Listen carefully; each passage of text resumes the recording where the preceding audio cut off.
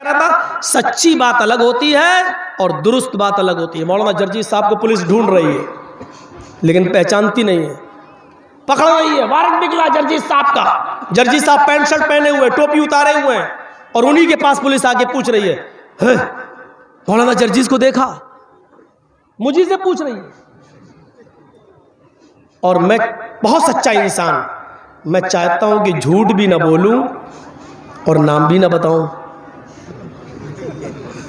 اب ایسا کون سا راستہ استعمال کروں؟ تو مولانا جرجیت نے 2 قدم پیچھے ہٹ گئے.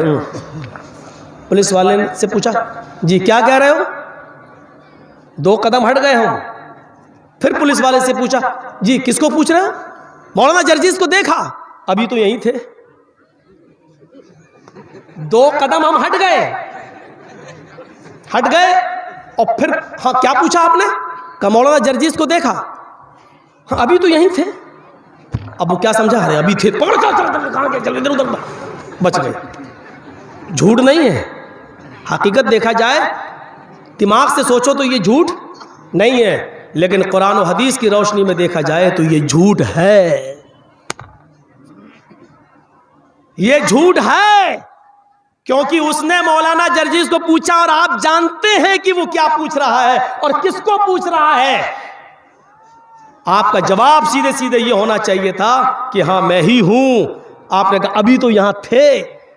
آپ نے اس کی بات کا سیدھے سیدھے جواب نہیں دیا, گھما کے جواب دیا. اللہ تعالیٰ کیا کہتا ہے کہ جب بھی بولو تو سیدھے سیدھے بولو, درست بولو. یہاں یہ نہیں کہا جا رہا کہ سچ بولو.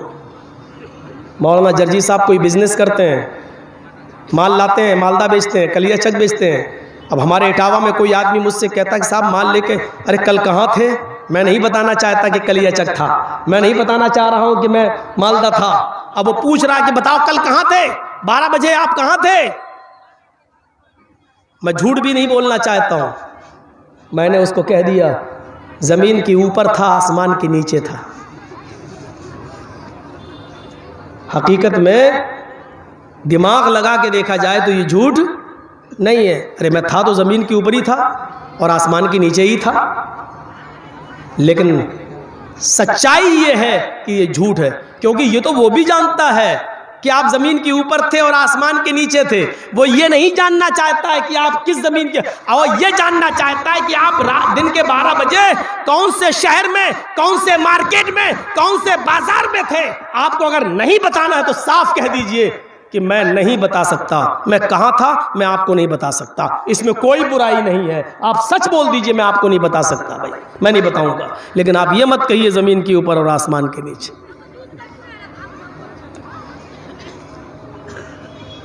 اس طریقے سے بہت سے لوگوں نے بہت سے مسئلے حل کر دیے, بہت سے بڑے بڑے مسئلے حل ہو گئے. قرآن کہتا ہے یا ایھا الذین آمنوا اتقوا اللہ حق تقاتہ ولا تموتن, یا ایھا الذین آمنوا اتقوا اللہ وقولوا قولا سدیدا. اے اہل ایمان اللہ سے ڈرو اور جب بھی بات کرو تو درست بات کرو, سیدھی بات کرو. قولا سدیدا, سدید تسدید السہم. کبھی آپ نے تیر کو دیکھا؟ تیر اس کو عربی میں کیا کہتے ہیں؟ سہم. کمان میں لگایا, اب اس راٹ میں ہمیں مارنا ہے. یہ ٹیوب لائٹ جو جل رہی ہے, کمان سے تیر کو ہم نے چھوڑا تو تیر بالکل سیدھے جائے گا, سیدھے, ادھر ادھر نہیں ہوئے گا, سیدھے جائے گا اور ٹیوب لائٹ سے ٹکرائے گا, ٹیوب لائٹ پھوٹ جائے گی. تو جیسے کمان سے تیر نکلتا ہے وہ بالکل سیدھے نشانے پر جاتا ہے, ایسے ہی تمہارے منہ سے جو بات نکلے وہ سیدھے کہنے والے کی مرضی کے مطابق ہو, اس کے پوچھنے کے موافق ہو, دائیں بائیں نہیں. یہ ہے تقویٰ, یہ ہے پرہیزگاری. سیدھے سیدھے بولیے, گھما پھرا کے نہیں, گھما پھرا کے نہیں. جیسے شیخ عبد القادر جیلانی بغدادی رحمۃ اللہ علیہ جب 12 سال کی عمر میں تھے اور قافلے کے ساتھ سفر کر رہے تھے, چوروں نے قافلے کو لوٹا تو ان سے پوچھا 12 سال کے بچے سے, عبد القادر جیلانی سے, تیرے پاس بھی کچھ ہے؟ اس نے کہا ہاں ہے. کیا ہے؟ سیدھے سیدھے جواب, 40 اشرفیاں ہیں. کہاں ہیں؟ میرے کرتے کے استر میں, یہاں میری ماں نے سل دی ہیں. پھاڑ کے دیکھا تو 40 اشرفی. بیٹا تم نے سیدھے سیدھے بتا دیا, صاف صاف بتا دیا. تمہارے اوپر تو مجھے شک بھی نہیں ہو سکتا تھا, تم نے صاف صاف کیوں بتا دیا؟ اس بچے نے کیا کہا؟ چلتے وقت میری ماں نے مجھے نصیحت کی تھی کہ بیٹا حالات چاہے کتنے خراب ہوں لیکن کبھی جھوٹ مت بولنا۔ ماں اپنے 12 سال کے بچے کو چھوڑ رہی ہے اور قافلے کے حوالے کر رہی ہے تو اپنے 12 سال کے بچے کو تقوی کا درس دے رہی ہے، اللہ سے ڈرنے کا درس دے رہی ہے۔ آج کل کی مائیں اپنے بچوں کو 12 سال کی عمر میں پینٹ کی چین کھول کے کھڑے ہو کے پیشاب کرواتی ہے نالی میں۔ یہ آج کل کی مائیں ہیں، کہاں سے ان کے اندر ڈر پیدا ہوگا؟ وہ 12 سال کا بچہ اور اس کی ماں کہہ رہی ہے بیٹے حالات چاہے کتنے خراب ہوں لیکن کبھی جھوٹ مت بولنا۔ اور اللہ نے اس بچے کو جب سچ بولنے کی توفیق دی اور درست بات کہنے کی توفیق دی تو اس کا نتیجہ یہ نکلا کہ چوروں کے سردار پر، ڈاکوؤں کے سردار پر اس کا ایسا اثر پڑا کہ اس نے کہا اے اللہ اس بچے نے راستے میں اپنی ماں کا اتنا کہنا مانا، اتنا کہنا، اور ہم تو آج تک تیری نافرمانی کرتے آئے ہیں، مجبور لوگوں کا مال لوٹتے آئے ہیں، بے کس اور بے سہارا لوگوں کو ہم نے اور بے سہارا کر دیا ہے۔ اے اللہ سے ہم توبہ کر رہے ہیں اور سب کا لوٹا ہوا مال ان کو واپس کر دیا۔ میرے پیارے ساتھیوں، اور وہ سب پکے سچے نمازی بن گئے، پرہیزگار بن گئے، متقی بن گئے۔ یہ ایک 12 سال کے بچے کو اس کی ماں نے جو نصیحت کی تھی اس نے اس پر عمل کر کے دکھایا۔ یہ ہے تقوی، یہ ہے پرہیزگاری جو ہماری زندگیوں میں نہیں آتا ہے۔ یا ایھا الذین آمنوا اتقوا اللہ، اب ایک اور آیت سنیے، یا ایھا الذین آمنوا اتقوا اللہ ولتنظر نفس ما قدمت لغد۔ اے ایمانوں والو، اے اہل ایمان، اللہ سے ڈرو اور سوچو، غور کرو کہ کل قیامت کے دن کے لیے تم نے کیا تیاری کی ہے، کل قیامت کے دن کے لیے تم نے کیا تیاری کی ہے۔ یحییٰ ابن ایوب خراسان کے دروازے کے باہر بیٹھ جاتے ہیں۔ خراسان کے دروازے کے پاس ایک قبرستان ہے، اور سنیے بڑا دلچسپ واقعہ سنا رہا ہوں آج آپ کو۔ خراسان کے دروازے پر بیٹھ گئے، روزانہ یہ بیٹھ جاتے تھے اور وہاں سے قبرستان سامنے دکھائی دیتا تھا۔ یہ روزانہ رات میں خراسان کے دروازے پر بیٹھ جاتے تھے اور رات کے اندر قبرستان کا دیدار کرتے تھے۔ قبرستان کا دیدار کرتے تھے، اندھیرے میں قبروں کو دیکھتے تھے اور اپنی موت کو یاد کرتے تھے کہ ہمیں بھی ایک دن یہاں آنا ہے، ہمیں بھی ایک دن یہاں دفن ہونا ہے۔ ہم اور آپ بھی تو مٹی دینے جاتے ہیں، ہم اور آپ بھی تو قبرستان سے گزرتے ہیں، لیکن کبھی موت نہیں آتی، کبھی یاد نہیں آتی۔ مٹی بھی دیتے اور ہنستے بھی، مٹی بھی دیتے جا رہے ہیں، کھلکھلا بھی رہے، کوئی موت کا احساس نہیں ہے۔ یحییٰ ابن ایوب روزانہ قبرستان اندھیرے میں بیٹھتے اور قبروں کا دیدار کرتے اور اپنی موت کو یاد کرتے۔ ایک دن بیٹھے ہوئے قبرستان پر بیٹھے، دروازے پر بیٹھے ہوئے، جب رات کافی گزر گئی، 2/3 رات گزر گئی، 2 حصے رات کے گزر گئے، سائیں بیتنے لگی، جنگل قبرستان کے اندر اندھیرا چھا گیا۔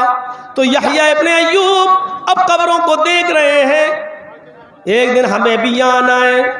اچانک ان کی نظر قبرستان پر ایک آدمی پر پڑی جو کمبل اوڑے ہوئے ہیں، اپنے سر پر کمبل ڈالے ہوئے ہیں اور اپنی آنکھوں کے علاوہ پورا چہرہ چھپائے ہوئے ہیں اور کمبل اوڑے ہوئے ہیں۔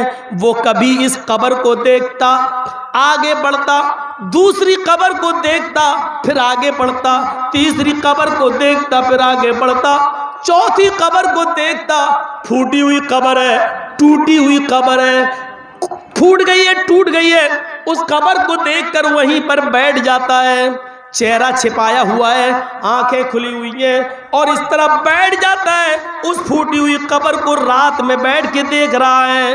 یحییٰ ابن ایوب کہتے ہیں اللہ یہ کون آدمی ہے جو رات کے اندھیرے میں اتنی قبروں کو دیکھنے کے بعد ایک قبر پر جا کر بیٹھ گیا ہے، دیکھیں یہ اتنی رات میں کیا کرتا ہے۔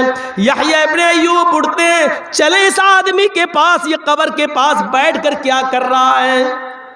آگے بڑھتے ہیں، کیا دیکھتے ہیں کہ وہ آدمی پھوٹ پھوٹ کے رو رہا ہے، آنسوؤں سے رو رہا ہے، اس کے آنکھوں سے آنسو گر رہے ہیں اور ان ہڈیوں کو دیکھ رہا ہے، ٹوٹی پھوٹی ہڈیوں کو دیکھ کر کہتا جا رہا ہے اے ہڈیوں کل تم میرے جیسی تھی اور کل میں تمہارے جیسا ہو جاؤں گا. اے ہڈیوں کل تم میری طرح تھی اور کل میں تمہاری طرح ہو جاؤں گا. اے ہڈیوں کل تم میرے جیسی تھی اور کل میں تمہارے جیسا ہو جاؤں گا. وہ یہ وظیفہ پڑھ رہا ہے, یہ گاتا جا رہا ہے, یہ کہتا جا رہا ہے, لیکن ہے کون؟ یہ تو چہرہ چھپائے ہوئے. یحییٰ ابن ایوب کہتے ہیں کہ میں اس کے قریب گیا, میں بیٹھ گیا, میں اس کی شکل دیکھنا چاہتا تھا. جیسے ہی میں نے اس کی پیٹھ پر پیچھے سے ہاتھ رکھا, سنو پیچھے سے, تو اس نے پیچھے مڑ کے دیکھا. جب اس نے پیچھے مڑ کے دیکھا تو اس کے سر سے کمبل نیچے گر گیا. اس کا چہرہ مجھے دکھائی دیا. مجھے پہچاننے میں دیر نہ لگی. یہ میرے بچپن کا دوست نکلا, یہ سعدون نکلا, یہ میرے بچپن کا دوست ہے. لیکن یہ رات میں اس پھوٹی قبر کے پاس آ کر روتا تھا. اس کا علم مجھے بھی نہیں تھا. اس سعدون کو میں پہچان گیا.